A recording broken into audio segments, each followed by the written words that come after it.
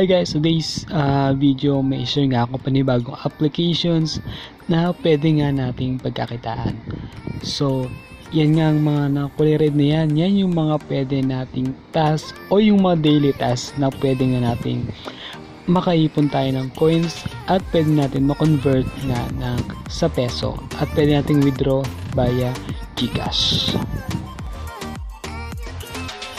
Okay guys, nandito tayo sa ating dashboard. So makikita nyo, meron tayong coins, andyan yung balance, tapos yung total income, my wallet.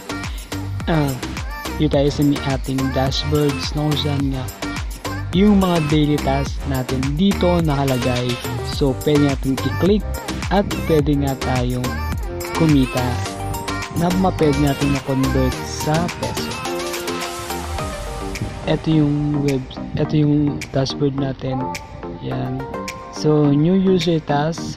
Yan yung pwede nating gawin para makakuha nga tayo dito ng coins. Guys, kung bago ka lang sa channel ko, huwag mo kalimutan pinutin yung notification bell para update ka sa mga tips and ideas na i-upload ko. Okay guys, start tayo dito sa ating big gift natin kung saan. So, na-claim ko na nga yung 25 pesos ko dito. So, pwede rin natin i-get ng 30 pesos para dito sa ating task. So, yung code ko guys, pag na-click nyo yung get to 25 to 30 pesos guaranteed, input nyo lang yung aking code. Yung code ko guys, embed code ko, ilalagay ko dun sa description box para makapag-get ulit kayo ng free na 30 pesos.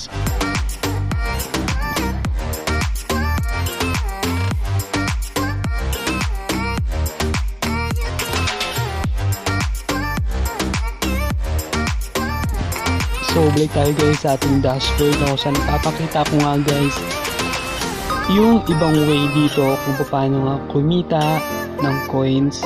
So, dito, click natin yung watch video. So, manonood tayo ng ads para mapag-earn nga tayo ng coins na pwede nga natin ma-convert sa peso.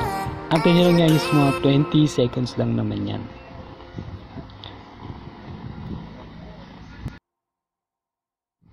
Dito guys, maraming earning ways. So, pwede kang manood ng ads, pwede kang mag-games, pwede kang mag-invite, at pwede kang mag-download ng mga apps na pwede natin may points kapag nagawa natin yung mga daily tasks na gagawin natin dito sa ating dashboard.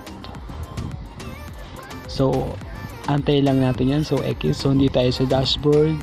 So, get natin yung 20 coins. Okay, na-receive na natin yung 20 coins natin. Ma-add na yan sa ating balance.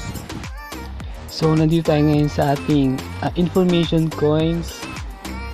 So, makikita natin yung balance at yung coins natin. So, sa withdraw naman guys, i-explain ko kung paano mag-withdraw dito sa GCash. So, withdrawal info, lagay natin yung real name, account number at yung phone number natin. So, kailangan fill up to. So, after na fill up nyo guys, i-confirm nyo lang. So, after nyo guys, punta kayo sa withdraw balance. So, makikita nyo balance nyo dito. Dito guys, kapag okay na yung fill upan nyo, makikita nyo yung number nyo. So, pag gusto nyo mag-withdraw guys, i-click nyo lang yung withdraw sa baba. Automatic na yun papasok sa ating GCash account. So, hindi pa tayo pwede mag-withdraw dahil minimum na 300. Okay. At itong application guys na to, pwede nga ma-download sa Google Play Store. Yung link ito guys, ilalagay ko sa description box para ma-direct kayo sa link na yun. At yun nga guys, maraming salamat sa patuloy niyong pagsuporta at sa mga views na natatanggap ko, sa mga comments at like nyo. Maraming salamat po. Isa nitong malaking achievement para sa akin na patuloy ako magbigay ng inspirasyon at magbigay ng tips and idea sa inyo. See you for the next video.